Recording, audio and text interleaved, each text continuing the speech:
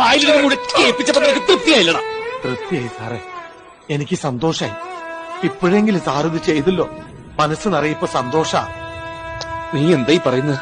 അല്ല, എന്നെ തല്ലാനായിട്ടാണെങ്കിലും ഈ നിയമപുസ്തകം സാർ ഒന്ന് കൈകൊണ്ട് തൊട്ടല്ലോ.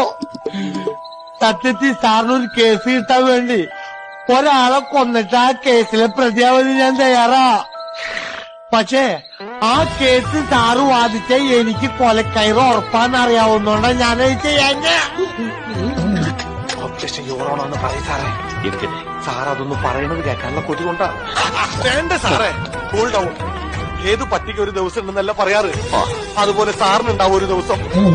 ചേട്ടൻ ഞാൻ വിചാരിച്ച പോലെ അല്ലേട്ടോ. Thank you. മന്ദബുദ്ധിയല്ല.